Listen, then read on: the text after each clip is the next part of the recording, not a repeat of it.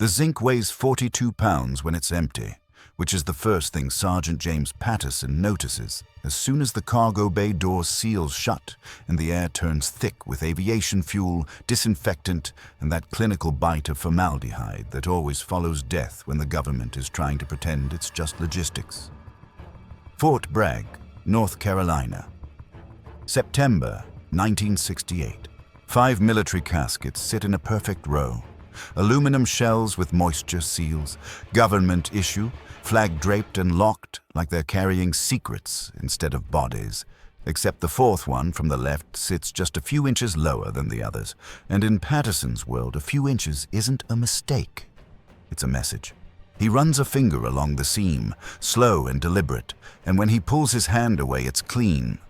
Not clean enough, but clean in a way that makes his jaw tighten, because these boxes spent 6 weeks in a Saigon morgue, baked on tarmac in brutal heat, crossed 8,000 miles of ocean in a pressurized belly of steel, and they should look tired. They should show corrosion.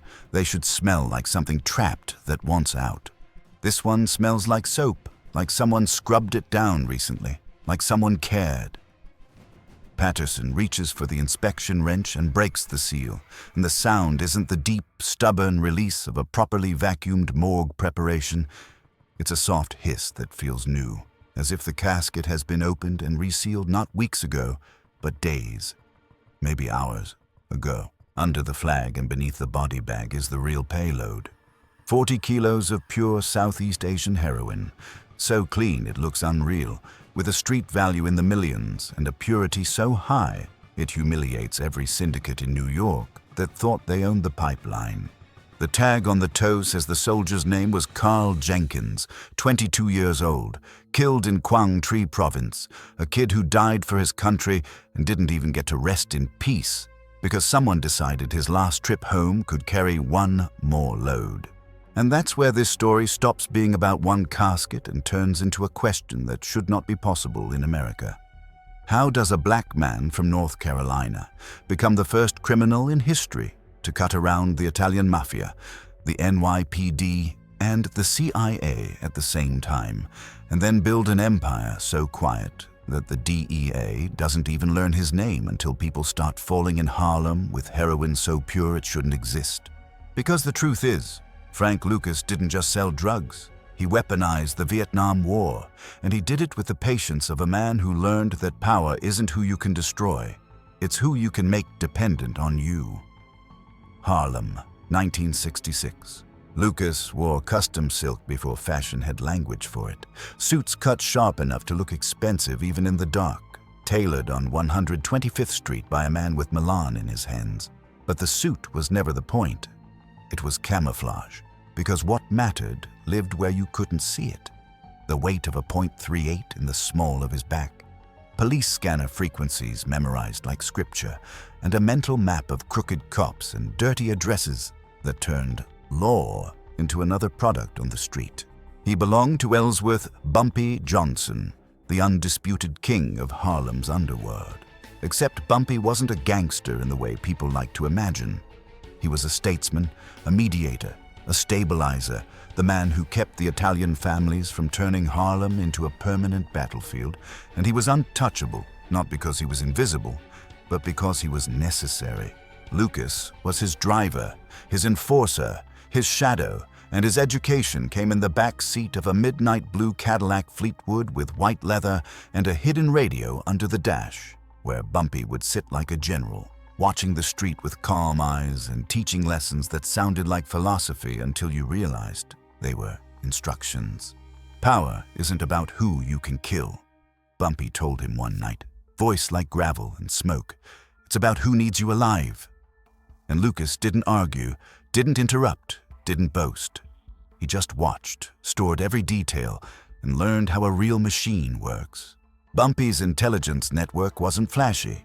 It was perfect, analog precision, janitors and night workers cleaning mob clubs, precinct offices, and councilmen's hallways, not stealing documents but reading the trash the way priests read confessions. A crumpled receipt, a phone number on a torn slip, a schedule discarded because someone thought it didn't matter. One carbon copy of a raid plan pulled from a wastebasket, and 3 days later, Bumpy's cash and product are already gone, and the police smash into an empty building and swear the devil lives in Harlem because they can't explain how a man keeps slipping the trap. Lucas also learned the numbers because in 1966 the Italians controlled the supply through Marseille, charging Harlem dealers a fortune for product that arrived weak, cut, stepped on, diluted until the street purity averaged a pathetic 10%, and yet everyone paid because there was no alternative. No other pipeline, no other game. Bumpy understood the system was rotting. Italians were greedy, cops were greedier, and the whole city ran on fear and extortion.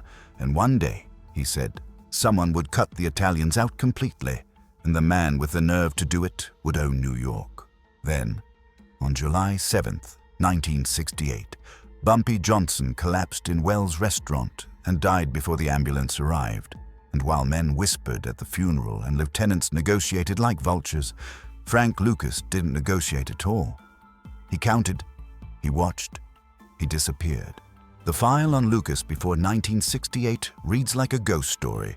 Born in LaGrange, North Carolina. A little trouble as a kid, a short stretch for robbery, dismissed charges, then years of silence, 8 years beside Bumpy with 0 major arrests, 0 narcotics cases, and the kind of restraint that doesn't look like luck so much as training. When Bumpy died, Lucas vanished for 8 months with no address, no trail, no trace, and when he returned in 1969, he came back with unexplained capital and a supply chain that should not have existed. And if you want to understand how a single man made a war overseas feed an empire at home, you have to start with that casket, that seal, and the smell of soap where death should have been. Vietnam, 1968. The Vietnam War was a logistical miracle and a moral catastrophe, with tens of thousands of troops rotating through Southeast Asia every month and supply lines running from California to Saigon, moving everything the army needed: ammo, food, medicine, equipment, and increasingly, bodies going the other way. By 1968, the U.S. was shipping home hundreds of dead soldiers a week in sealed, flag-draped military caskets that nobody dared treat like cargo, which created the perfect blind spot because no one inspected the dead. Frank Lucas didn't invent heroin or corruption, but he did invent invisibility, and in October 1968, he flew to Bangkok on a tourist visa with a fake import-export card and cash he'd raised by quietly liquidating what was left of Bumpy Johnson's operation. Bangkok was the bloodstream of the Golden Triangle, heroin moving through the city while Chinese syndicates controlled production, and American intelligence often looked away because certain anti-communist warlords were considered useful. In a tea house near Khao San Road, Lucas met Leslie Ike Atkinson, a U.S. Army sergeant who wasn't a street dealer but a logistics mind, a man with access to shipping schedules and mortuary transit logs, and, more importantly, connections to the soldiers who sealed caskets and moved them home. Lucas's offer was simple: cut out the Italians completely. Go direct from source to street, and the numbers made the decision inevitable. Heroin that cost hundreds per kilo at origin could be sold for thousands in New York, undercutting the Mafia while multiplying profits. Atkinson connected Lucas to a Thai chemist near Chiang Mai, whose product tested around 98% purity, nicknamed Blue Magic for the faint blue tint in the light, and Lucas bought big, then faced the real problem: how to move that weight across 8,000 miles without detection. The solution was brutally elegant: use the dead. A mortuary sergeant in Saigon retrofitted military caskets with false bottoms hidden beneath the body bag.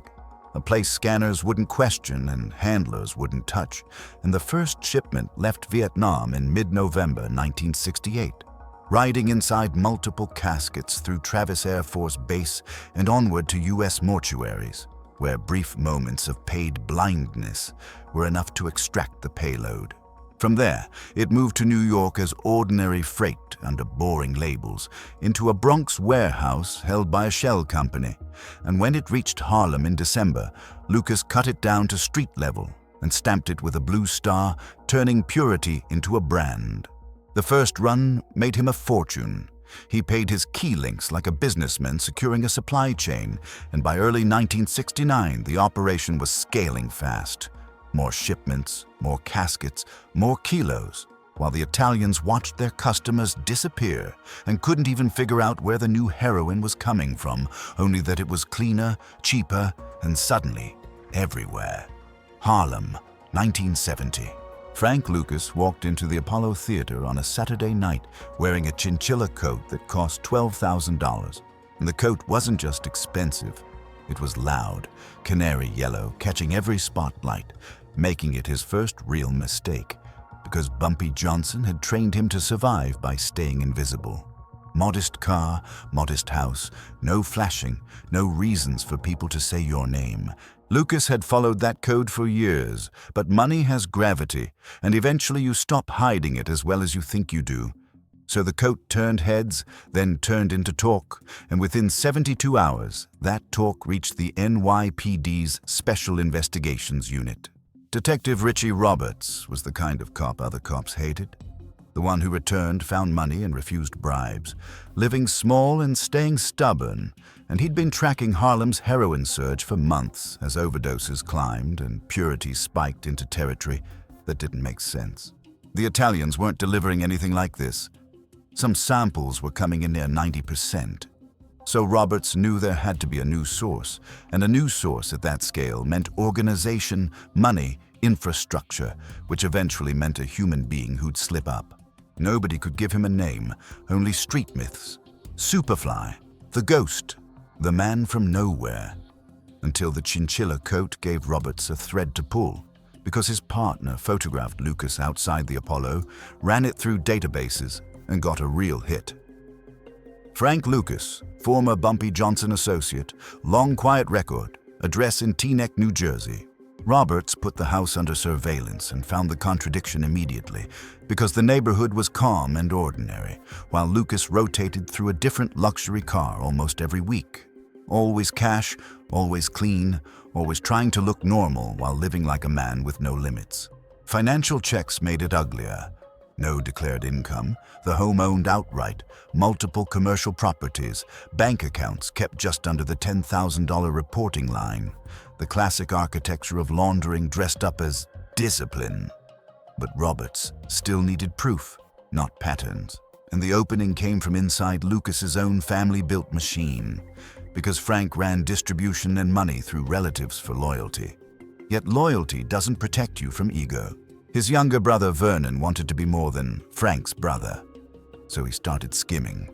Small at first, then bigger, until Frank noticed the numbers in 1970 and quietly traced the leak. What he found wasn't just theft, it was betrayal. Vernon was talking to a rival tied to the Italian families, offering access to Lucas's supply in exchange for his own territory and protection, and Frank decided, with the cold logic of a man protecting a kingdom, that pride had just become a death sentence. He called Vernon to a Bronx social club, kept the conversation short, and ended it with a line that sounded like mercy but wasn't. Blood doesn't make you bulletproof. Vernon made it 3 blocks before a car rolled up. 2 men stepped out, and the execution was quick enough to be filed as gang violence and forgotten by the system, except nothing about it was random. Lucas showed up at the funeral in black. Didn't cry, stayed to the end, left without speaking, and the message landed exactly where it was meant to land. The empire comes first, even over family. Roberts heard about the murder through an informant, saw the timing, added Vernon to the web on his office wall, and stared at the center photo, Frank Lucas in that ridiculous chinchilla coat, knowing he was close but still missing the one thing that mattered. That missing piece arrived from Fort Bragg, where a military policeman named James Patterson couldn't forget a casket he'd inspected months earlier. One that smelled wrong, weighed wrong, and got buried by superiors because military caskets were sacred and nobody wanted to touch the dead. Patterson kept digging anyway, tracked shipment patterns from Vietnam, noticed repeating units, handlers, routes drifting toward New York, and in March 1971 he sent a dossier that eventually landed on Roberts' desk. Roberts read it, checked the dates, and felt the case finally lock into place. Because the casket shipments began in November 1968, exactly when Harlem's heroin surge began. Meaning he hadn't just found a suspect anymore, he'd found the pipeline, and now all that was left was the hardest part, proving Frank Lucas owned it. January 1972. Frank Lucas didn't just get rich, he got big, the kind of big that can't stay hidden for long. 16 properties, 47 people on payroll, roughly $12 million in revenue every quarter, and a lifestyle so expensive it made him the richest black man in Harlem, and richer than plenty of white men who were supposed to own the country. But wealth always charges interest, and the currency is visibility. So in November 1971, the IRS opened an audit after Lucas filed returns, claiming only $48,000 a year from real estate, while their own numbers showed he'd burned close to $900,000 in that same year on cars, homes, jewelry, and clothes, which meant the math didn't just look wrong. It screamed. The IRS passed the package to the DEA. The DEA passed it to Richie Roberts, and Roberts suddenly had what he'd been building toward for years: financial proof, military intelligence on the casket pipeline, surveillance tying Lucas to known distributors. Yet he still needed one thing that makes a courtroom obey: a physical shipment, something you can hold up and say, this is the product, this is the brand, this is the crime.